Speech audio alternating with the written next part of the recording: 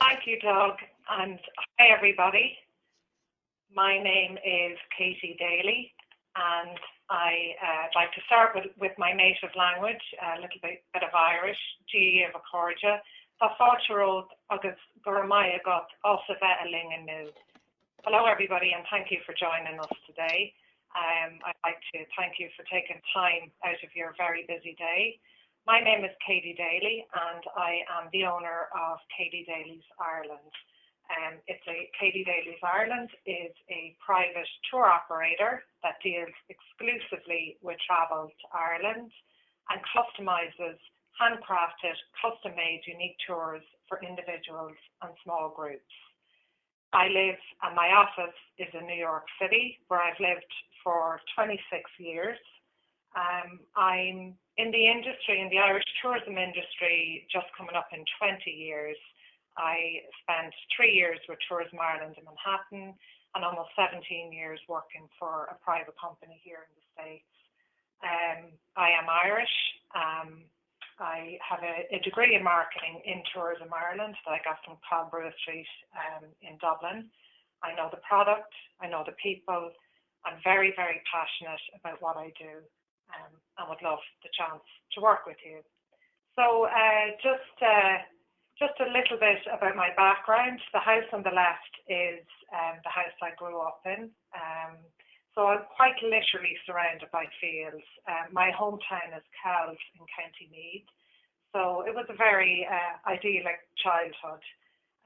It's where I go to now to get away and to escape out into the countryside, even though I live in New York City. But it's where I get my energy from, and I try and get back there as often as I can.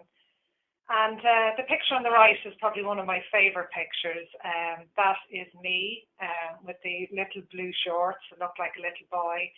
And that, I think, was my first tour of the Ring of Kerry.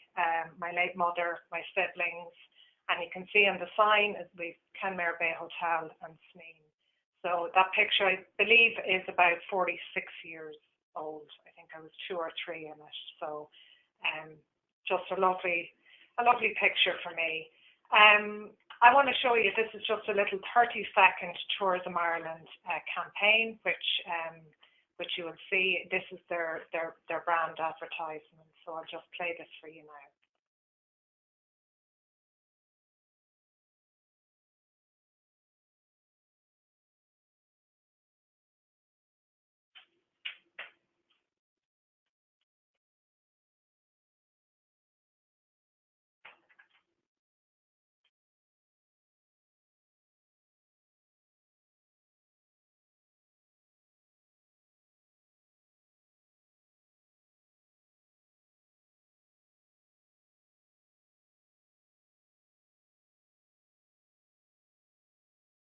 So just to whet your appetites, there's plenty more of those fabulous videos on the Tourism Ireland, Ireland.com website, which is the main Tourism Ireland site.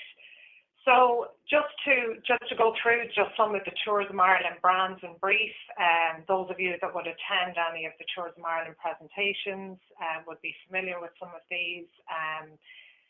The first is the Wild Atlantic Way. The longest coastline in Europe goes from Malin Head in Donegal all the way to Kinsale in County Cork. So it's 1,500 miles in total with a wealth of tourism product. Ireland's Ancient East, as the name indicates, it's located on the eastern part of the country. And we say in Ireland's Ancient East, you can do 5,000 years of history in 5 days. The notable sites, I guess, would be Newgrange, which is the world-renowned Passage Tomb in County Meath, Kilkenny, Glendalough. They're all significant sites that tell stories or secrets or battles of Irish history. The first slide actually also showed, and it's on my website, Lough Crew, which is also another passage tomb in County Meath, not too far from Newgrange. And Lough Crew is just a little more probably rustic or open than Newgrange. It's quite as spectacular. it's still a passage tomb, but and a lot of guests would like it, and that it's, you know, there's actually not too many facilities there, but I guess it's more rustic and rugged than Newgrange, but quite as magnificent. Ireland's hidden heartland, maybe not as well known, but it's more rural. It's the central part of Ireland. Unexplored, picturesque villages in the heart of Ireland. And the hidden heartland is less than 2 hours from Ireland's major cities. So just to give you an idea of some of their properties, we would have Lochrin Castle in Leitrim would be located in Ireland's hidden heartlands, and Marcree Castle in Sligo. So they're two castle properties, maybe not as well known as the bigger ones, located in Ireland's hidden heartlands. It would be a big activity area because there's lots of greenways in the area. We have the River Shannon flowing through it as well. So lots of activities for hiking, for walking, and so on. The other one, which you may not have seen, is Northern Ireland, Embrace the Giant Spirit. That's their new brand logo. So Northern Ireland, famous for the two major cities, are Belfast and Derry, Londonderry, home to the Giant's Causeway, home to Titanic, home to the walled city of Derry. Again, a wealth of tourism product there, and if there's any Game of Thrones fans listening in, you will know that a lot of Game of Thrones was filmed in Northern Ireland. So a beautiful part of Northern Ireland. And the last, of course, is Dublin, the capital city of Ireland, but really as intimate as a village. It has been named friendliest city by TripAdvisor for a number of, and not surprising, for a number of good reasons. Dublin really has it all. We have culture, art, music, food, the literary giants, museums, which I might add are free, festivals. There's almost a festival every month in Dublin. Of course, we have our big festival this month coming up, St. Patrick's Day Parade. You know, some other notable sites in Dublin Castle, that dates back to 1230. So it was the seat of British rule in Ireland up until 1921, to the War of Independence. It's quite interesting to do a tour of the castle, but it still actually operates as a government building. So you may not get in, or clients may not get in, because they may have a meeting that day and the castle might be closed off. Obviously, we have Guinness Brewery, and you know, a nice thing to offer your clients too is a connoisseur experience. If you've clients that are looking just for something a little more private, the connoisseur experience. There's two time slots for that. Christchurch is over 1,000 years old. St. Pat's Cathedral dates back to the same time as Dublin Castle. It's about 1220. Trinity College, notable alumni from Trinity College would be Bram Stoker and Oscar Wilde. Epic is a relatively new attraction in Dublin, and it tells the story of the Irish diaspora in interactive detail. It's a fabulous tour to offer your clients. And if there's anybody interested in genealogy, they have an on-site genealogist. So if you have clients wanting to do a little bit of research, we would work on that, you know, a couple of months before they arrived in Ireland. So they're kind of going to get the most of the genealogist while they're working with them at Epic. And probably one of my favourite attractions, again, it really depends on your interest, but if you have clients that are really interested in Irish history, I think Kilmainham Jail is a fabulous attraction. It gets booked up very, very fast. So the way I would book Kilmainham Jail is when the clients have booked and made a deposit, we would book the jail, because it's out in Kilmainham, which is a little bit outside the city. So rather than having to go all the way out to Kilmainham and wait because they may not get in a tour for a couple of hours, I would usually book the tour for your clients that morning. So that would be the first thing that they would do that day. Fabulous visit tells the story of lots of different periods in Irish history. The most notable one, of course, was the 1916 Rising. So a wonderful visit. So next, these are just some of the properties, some of the hotel groups that we would use. As a tour operator, we contract with most of the suppliers on the ground in Ireland, and as I say, I've been in the industry over 20 years, so we do have very good relationships with the suppliers on the ground in Ireland. Original Irish Hotels, it's a group of, I think it's over 60 hotels in the group, so it would be a group of castles, manors, and prestigious hotels. So they market themselves as for the Irish people, though. Beautiful, beautiful collection of hotels, and we would use them on a regular basis. Hasting Hotel, luxurious hotels in Northern Ireland.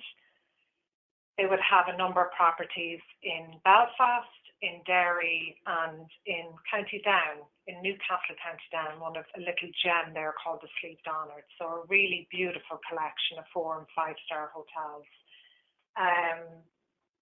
We use Hayfield sister properties, of course, would be the Great Southern in Killarney and the Royal in Killarney, Adair, the Marion, and these are just some of the properties we use. The Blue Book, Ireland's Blue Book, a collection of Irish country hotels, manor houses, castles, and restaurants. They're charming, romantic, quaint, small, and intimate. So they really are a fabulous collection, and they can go from, say, the Marion Hotel in Dublin as a member of Blue Book, to Cregan's Castle in Clare, to Ballyfin in County Laois. Just a beautiful, a lot of the properties are kind of between 20 and 30 rooms, so it's a very small, intimate, boutique style property. And lastly, of course, is bed and breakfast. We have a number of clients that want to experience a bed and breakfast in Ireland. We pre-book the B&Bs, so we don't work with open vouchers, quite simply because I don't want clients to be in Ireland trying to figure out where they're going to stay next. So when we're booking bed and breakfasts, when the clients have made final payment, we will pre-book all of the B&Bs. It works a lot easier, and a lot of times, again, if clients are looking for a bed and breakfast, and if I know it's Kinsale and I know it's a weekend, and the hotels, there could be a wedding, I know we're not going to get a B&B. So we kind of look at this in advance, which is easier than them arriving to a very busy area at a very busy time and just trying to figure out where they're going to stay. That's just a selection. Obviously, we use the international brands. We use downtown hotels too. Mainly 4- and 5-star. One of my favourite hotels in Dublin, I have to say, though, is 3-star Buzzwells Hotel. It's a member of the original Irish Hotels. There's only 60 rooms. It's 2 streets up from Grafton Street. So it's next door to Ireland's government building, so you never know who you might find in the bar. So it's a real authentic Irish hotel. It gets very busy, gets very booked up, but it's a fabulous hotel. So there's just a little selection of what's on offer. I think just a little snippet of some of the country style, of some of the manor houses and some of the different properties on offer.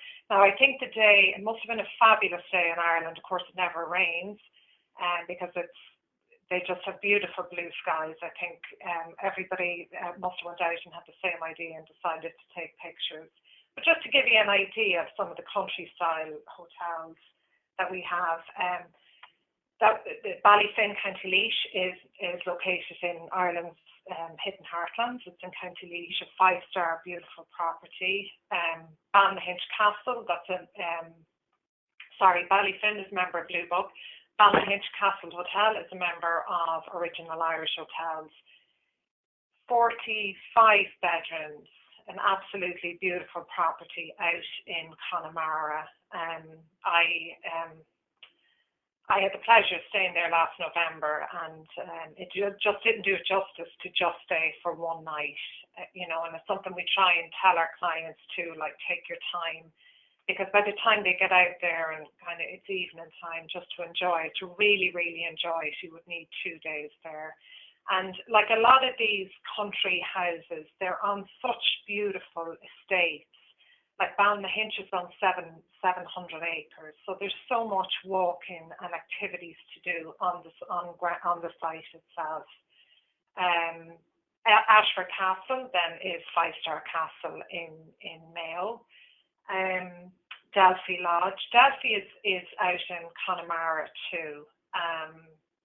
It's set on 1,000 acres. So a lot of these lodges and castle hotels, they were fishing villages, they were fishing lodges from the original landowners. So there's so much history attached to these. Like it's part of our history and heritage. Daly Lodge was built in 1830, and again, it was, I believe it was one of the fishing lodges of the main estate, which would have been Ballynahinch. Huntington Castle, and this is something I don't think a lot of people know this. Huntington Castle is in Carlow. It was originally built in 1635, so there's lots of history of the house and of the gardens, but it's still lived in by the descendants of the original family. The family are called the Durden Robinson family, and they actually still live in the house. And they have one wing. There's just a couple of bedrooms. I think there's about 7 bedrooms that your clients can actually stay in, and it's not too overpriced or anything. They also offer self-catering, so clients get the chance actually to stay in a castle where descendants of the of the lords and ladies that ruled many years ago still live. So it's just something different to offer your clients. And Sonnet Lighthouse in Donegal, it's at the top of Malin Head. A beautiful, beautiful place. Just, again, it's just to show the different styles of accommodations that we have. This will be kind of for smaller, more intimate, for people kind of to looking to get away and to escape. But what a view. What a magnificent view. Obviously the accommodation comes, you can do a tour of the lighthouse. Very remote, you're not, it's really for clients that kind of want to get away from it all. So it's just a snippet. Of course, then there are the city centre hotels too. Car rentals. So for all self-drive cars, we use Enterprise. So all Katie Daly's Ireland's quotes will include VIP insurance. That's all the insurances are included, and zero deductible, which is very important. So that's included in the cost. When you get to the counter, you're not paying any extra. Everything is included. These are just some of the chauffeur vehicles. Obviously, the sedan is really for 2 to 3 people. The Viana would be for up to 6 people. The vehicle on the right would be for VIP clients.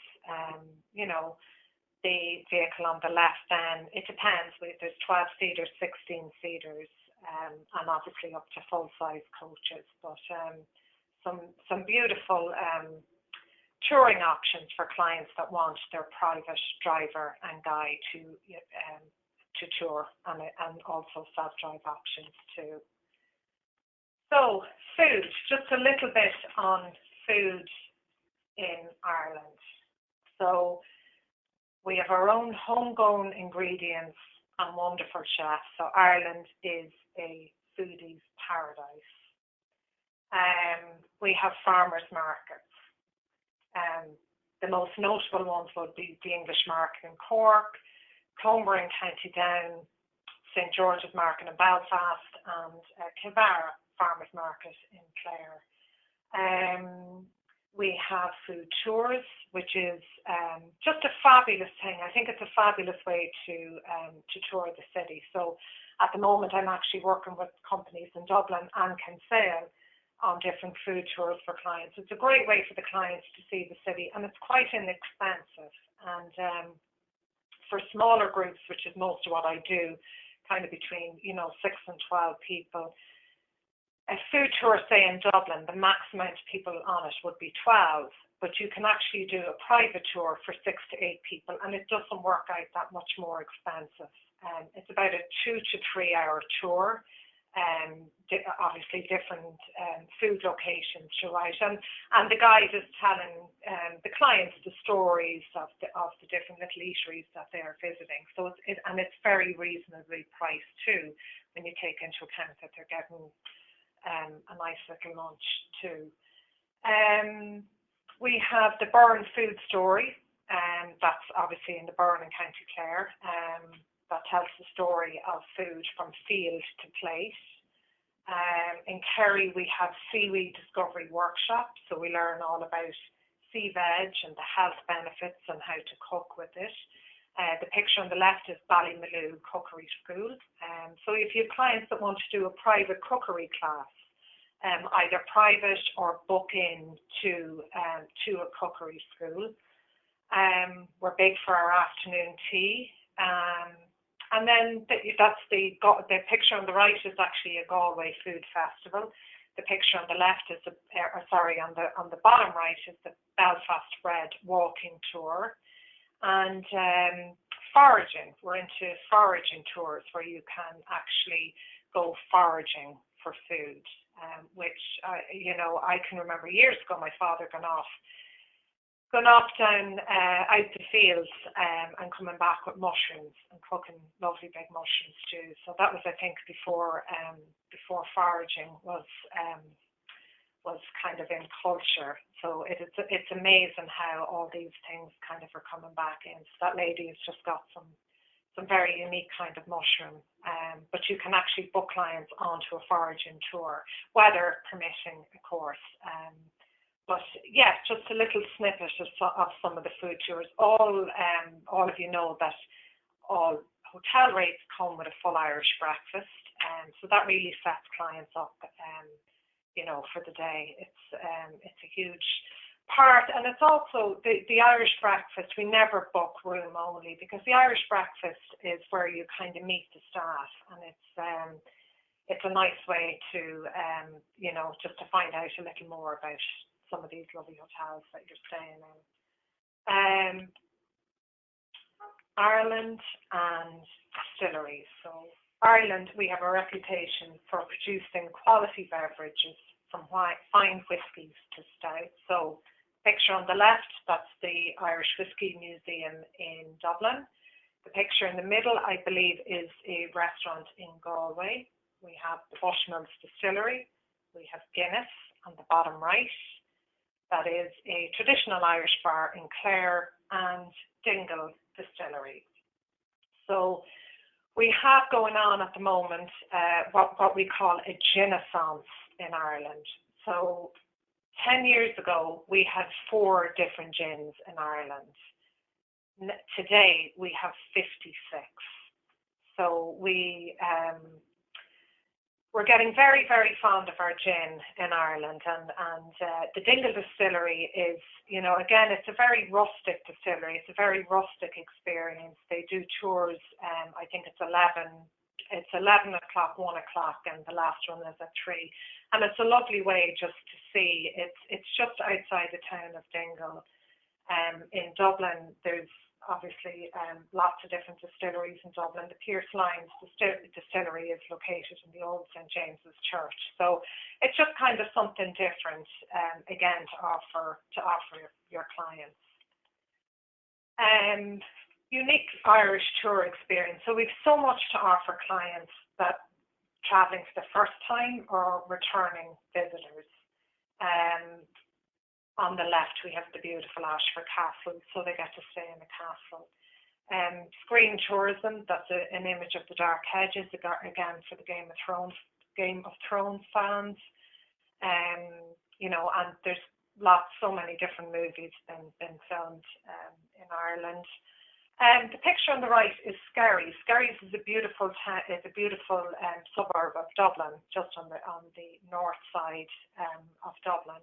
And that's Skerries Mills, and it's the only location in Europe that has 2 windmills, a watermill, and a bakery. So, when we think of Dublin, we kind of like to think there's so much to do on outside Dublin, outside of the city, for clients that may not necessarily want to be in downtown like that, and that would be one of them. Malahide Castle and Gardens, again, it's about a half an hour outside the city. It's a fantastic visit. Lots of different tours during the day, and just a beautiful walk around the gardens of some of these old Palladian style mansions. The guys in the bottom, that's actually Rathlin Island, so it's a lovely visit off the coast of Antrim. Golf, that is the beautiful Portrush course. So we're home to Ireland is home to a third of the world's links courses. So we've over 400 courses in Ireland for clients that are wishing to golf. Loftus Hall, you can take in County Wexford, you can take a tour of the most haunted house in Ireland. And another tour, the picture in the middle there, that is Clonless House. It's in Roscommon, so it's an 800-acre estate. The O'Connor family have lived there for thousands of years, and descendants still live there. Now, you can't stay in the castle, but again, it's a beautiful tour. It's a beautiful tour to see how it was and, how they live now. So just little different things for clients, for your clients to do, kind of things that are, uniquely Irish. And another fabulous option for your clients is Slane Castle, which is in County Meath. Not that I'm biased about County Meath, but you can do a tour of the castle. They also have the distillery there, and Slane has been home to some of the world's biggest rock bands. So you can actually, get a history of concerts over the years. So Queen played there, Bruce Springsteen played there, and the concerts are still going on. So this is something a little different. This is a very exclusive private tour experience. This would be, we work with a company in County Clare that do exclusive tours for clients looking for, just a true, authentic Irish experience. So this particular experience would be medieval Ireland. So that little castle is a private castle on a very, very small island. And the story is Pat and Mary met there, camped there 20, 30 years ago and decided to redo it. It was 2.5 walls, and this is their summer home. So for clients, again, looking for, a really exclusive tour, usually clients, if they're staying either at Ashford, Dromoland or Ballyfin, they will come, they will do, the tour will last about, the tour can be customised really to suit, so it'll last from kind of 2.5 to 3 hours. They're taken 20 minutes on a little boat out to the island. The actual castle is 3 levels, so absolutely amazing views. They have a little food and drink tasting, and some music. So they get to really experience, a truly unique Irish experience. So this would be medieval Ireland, and they've other tours like traditional Ireland, Georgian Ireland, classical and modern Ireland, and this would be exclusively for small groups. So again, just something very different to offer your clients. And if you have any questions on any of this, all this information, you can certainly feel free to contact me afterwards. So that's just a snippet. I could talk about Ireland all day, but that's just a little snippet of Ireland. So my services are our services here. Air, we have relationships with all major airlines for customers of all budgets, economy, business and first. Transport, whether your clients are looking for a chauffeur drive program or self-drive options. Accommodations, again, you just saw a few. Private rentals, castles, manor, boutique, city centre hotels, and pre-booked B&Bs. Trip insurance, and a private custom tour itinerary. For me, for anybody booking a tour to Ireland, I'm so passionate about what I do. The more information I have on the clients, the better I can tailor a tour. You know, whether they're looking for city break and just kind of want something a little different, if they're looking for food tour, if they're interested in literature, in museums, galleries, there's just something really that, you know, so the more, as I say, the more information we have on the clients from the beginning, the better we can customize the tour. So that's pretty much us in a nutshell, Goramila Mahagot. That's all my information there. You know, if any of you have the opportunity, please sign up on my website, and you'll see different blogs about different trips I've taken and do take. I try to get back to Ireland as often as I can and kind of stay in a different part each time.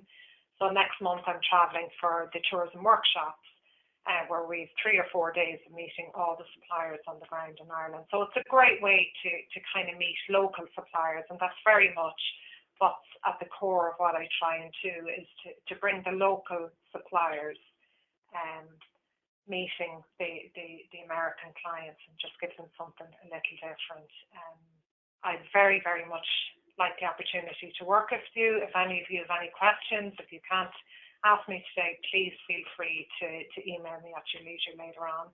And thank you all again. I appreciate your time. And yeah, I'm ready for any questions. Thank you. All right, great. Thank you, Katie, for that presentation. Your knowledge and passion of your homeland are obvious, and I hope people will give your services a try.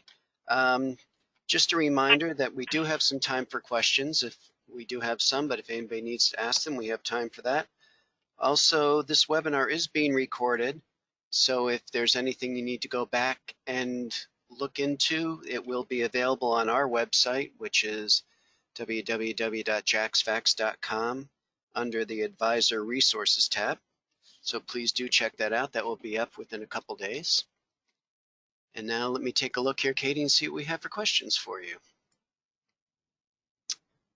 Okay, Katie, the first question is regarding accessible travel. Are your tours wheelchair accessible for clients using a chair full-time?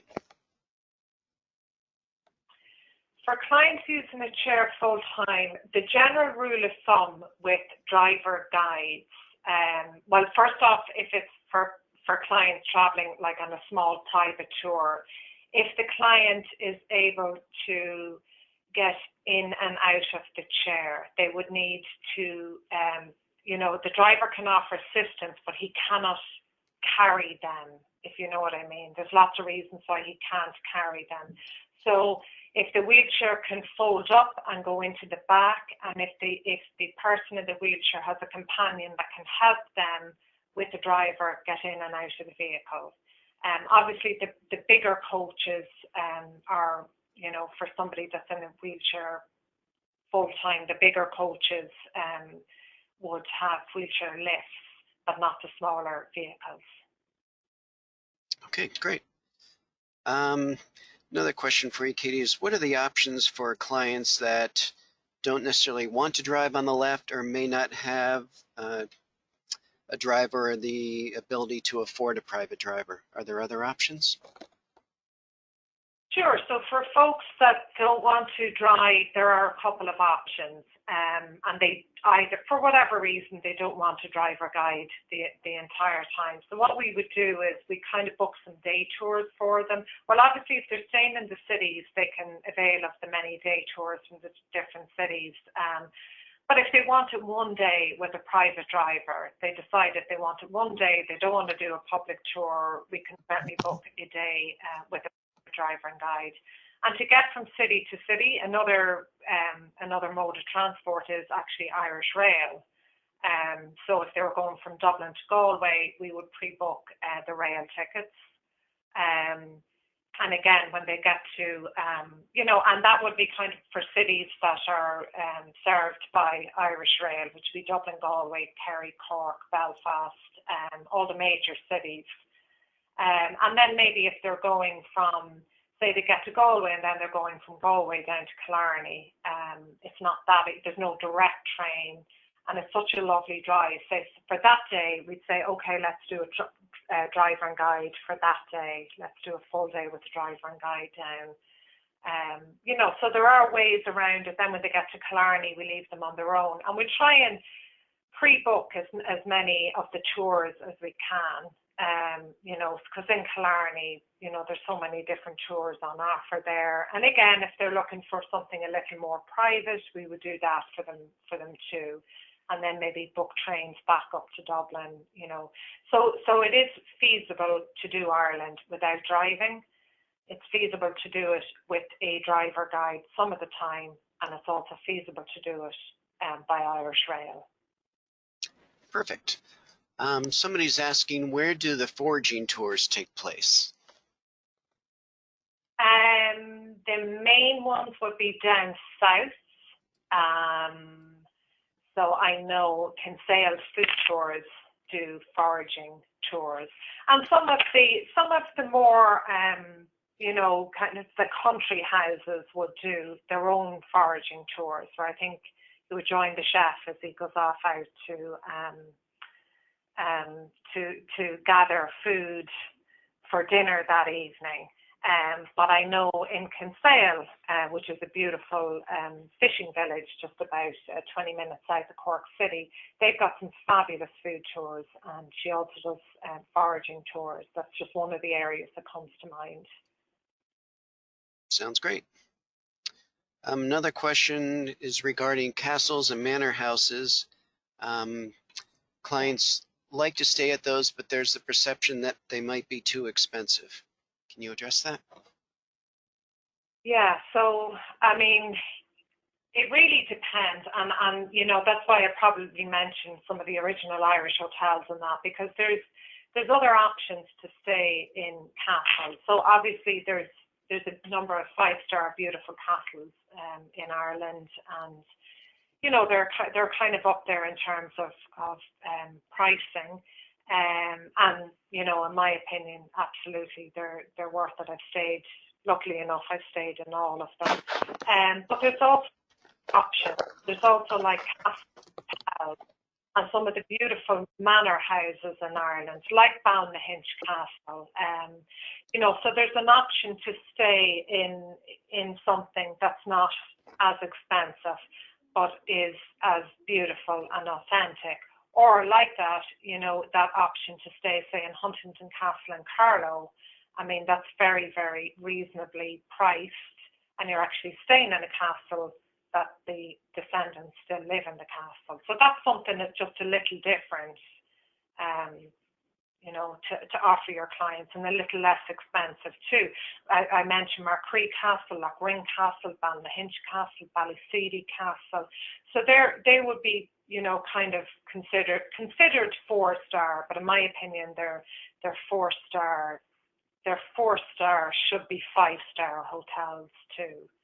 And I think they're a little more kind of rustic and, than maybe some of the higher end 5-stars. But it's just options to say, because I think there's tourism is the biggest industry in Ireland too. So they really, really do tourism well. And I think, these properties, they just, most of their business comes from North America. And to stay in some of these beautiful hotels or on some of these estates, there's so much to do and so much on offer. Some of the locations are magnificent. I stayed more recently in a beautiful place, Park Nasilla Hotel, which is way out in the Ring of Kerry. It's probably an hour. Well, it's about a half an hour from Kenmare. I was coming from Kenmare and drove out to the Ring of Kerry. So you're just out on this beautiful estate overlooking the water. So, and as I say, it's only a half an hour for Kenmare, so it's just something different to offer clients. And again, I just want to stress that the food in Ireland is amazing. I've never ever tasted fish like I have in Ireland, especially on the western coast. I think kind of up in the Midlands we do meat very well, but the western part of the country, the fish is just amazing. So there are some beautiful options for your clients that may not have the 5-star price tag.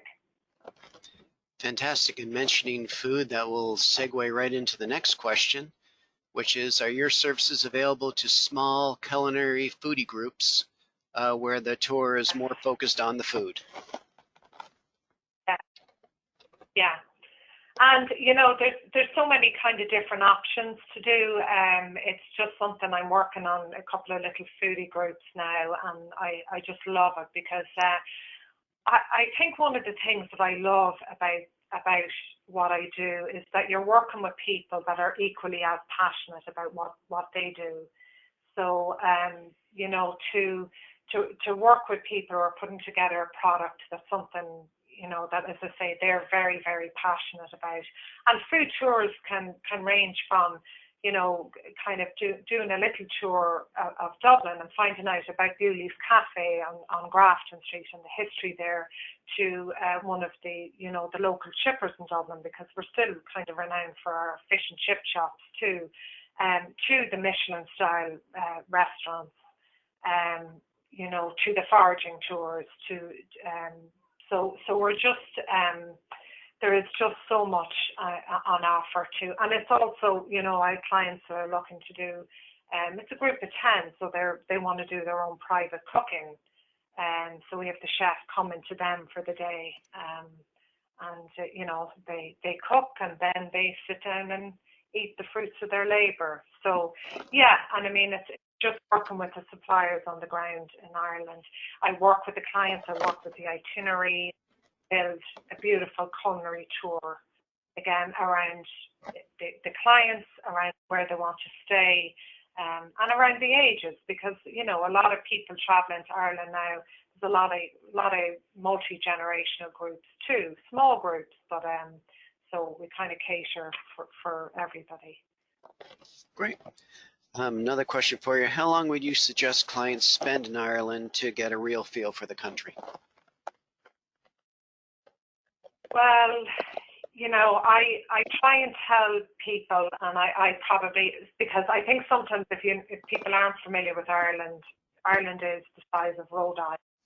So we're very small. I think it's 300 miles long by 250 across, or maybe 4 by 250 across. So I try and tell people, please don't, you know, as I say, we're not really in a rush to get anywhere in Ireland, but don't, take your time and enjoy.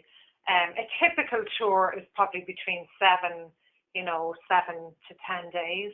That's great. It's a lovely time to get a sense and feel of Ireland and its culture. But I also have tours that are shorter, that clients just can't afford that amount of time. So we try and build in an itinerary to work with the clients, but typically kind of 7 to 10 days. And in that time frame, I probably try and work with clients and say, please just take your time. Try not to see everything. Let's just focus and enjoy. Just enjoy. Spend a couple of nights if you can at each location, instead of just trying to get from A to B all the time and not you know, get a real true sense and enjoy where you're staying. Great. Well, I think St. Ireland is the size of Rhode Island really puts that in perspective. Yeah.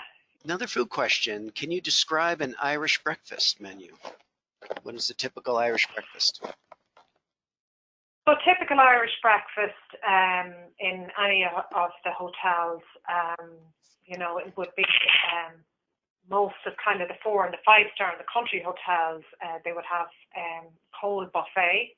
So you would have your selection of fruits and cereals and yogurts, and then they would have a beautiful cooked to order breakfast, which would be from eggs to omelets. But the most beautiful part, or the most beautiful thing on all the menus, is the fish selection in the morning for breakfast. Some hotels will also have a roast ham. So, you know, meat. We do eat a lot of meat in Ireland. So a traditional Irish breakfast would be sausages, rashers, pudding, black and white pudding, and eggs, breads, all types of different breads. Of course, we love, or I go for it all the time when I'm at home, the traditional Irish brown bread or soda bread. and tea and coffee juices. So like it really is, it's a huge, we don't book rooms just on room only basis. The only time I think that would be done if the clients are leaving very, very early. If there's a very early flight, I've done it myself for my flights at 9 o'clock or something. So you might just get, cold breakfast, or some of the airport hotels would do a quick breakfast to go. But it really does keep you going. Like it's a huge benefit as well, because you leave. As I say, you're also, the best part of it too is that you're chatting to people in the restaurant, you're chatting to the staff, you're connecting with them, you're engaging with them. You're learning a little bit about the property, about the area. So it's just a lovely experience. It's fabulous food wrapped into a wonderful experience. And again, if you go on my website, I did a recent trip there to Balnahinch, and just to have breakfast there looking out onto the river was just absolutely amazing. It was really a beautiful experience. And again, for clients, just when I'm on the breakfast, most of the hotels, even the 5-star, the 4 and 5-star, will serve breakfast in the fine dining room. So, sometimes clients might want to stay in the hotel, but there are options for dinner. They have a number of different options for dinner. So they may not want the fine dining, which is fine, because they will get to experience the fine dining room when they enjoy breakfast. So just to keep that in mind. Okay. I guess one more food-related question is there an age limit Everybody's interested in food. Is there an age limit for eating in the pubs? Can kids come into the pubs? No, the rule of thumb is like kind of after 9 o'clock, no children per se in the bars. Okay. So evening meal, I think with young children, kind of 6 and 7 is okay, but later in the evening, it wouldn't be sure really suitable for children to be there later on. Sure, that makes sense. And speaking of children, can you put together tours that will focus on activities that will keep children entertained? Yeah. Yes. So again, that's a good question, because and when I get proposals from clients, I'm always saying, tell me as much as you can from the beginning. So with just the ages, and we'd always let the driver know, because all these little things, if we try not to have too long on the bus or coach. It depends if it's a small group, like in the vehicle, say, with children. We try and kind of keep them entertained and do a few nice stops along the way. But there is plenty to do for children, and we'd put in a nice tour program for younger, smaller children too. It's a key fact to keep everyone kind of entertained, and again, just not spending too long on the coach, and doing some nice stops in between. Super. Couple more questions. Somebody's asking if Brexit will have any impact on traveling between Northern Ireland and Southern Ireland. No hard borders right now, so nothing has changed. Business as usual. I think as I say, tourism is such an industry in Ireland that we will try and continue as was beforehand. And I mean, we always had different currencies. We did have a border many years ago. We're just right now we cannot see that coming back into play. So this is all kind of new and unfolding as we go along. But right now, no changes. Good. Couple more quick questions. What is the name of the haunted house that you liked in Dublin? No, there's actually a couple of haunted tours in Dublin, a couple of city night tours. It's Loftus Hall down in Wexford. Loftus Hall. So if anyone has been, again, if you read my blog or just go onto my website, I spent a lot of summers. I spent a lot of summers in Kenmare, and I spent a lot of summers in Wexford. And Wexford is such a beautiful part of the country. They call it the sunny southeast. So if ever you were going to get sun in Ireland, you went to Wexford. And that whole area, Wexford Town, Rosslare, Curraglow, but there's a beautiful, beautiful area called Hookhead. And Loftus Hall is on the way out, on the peninsula, on the way out. And it's a fabulous tour. It's an absolute fabulous tour. And again, it's kind of in a part, it's on the ancient east. It's a part of the country that's not overpopulated, you know, with tourism. It's a lot of domestic tourism, but it's Loftus Hall. And if you're looking at Loftus Hall, check out Hookhead. They do, again, for a culinary experience, they do a sunset food tour. So you go up, you do a tour of Hook Lighthouse, and you finish with a lovely dining experience. Now, some of these are only available to small groups, like you can't book it for individuals. It would be kind of for smaller groups. But it's a fabulous tour.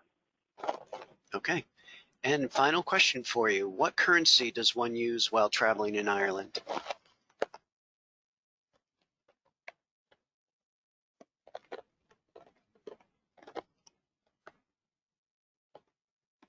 Katie, are you there?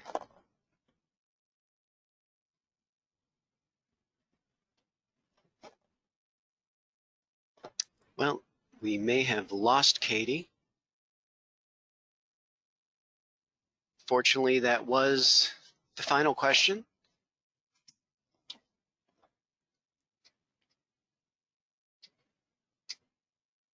Thank you all for attending today's webinar.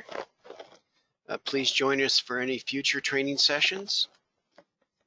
And Katie will be drawing a winner, and she will email the winner and let you know. So good luck to everybody. Thank you for joining us for today's presentation. Have a great afternoon.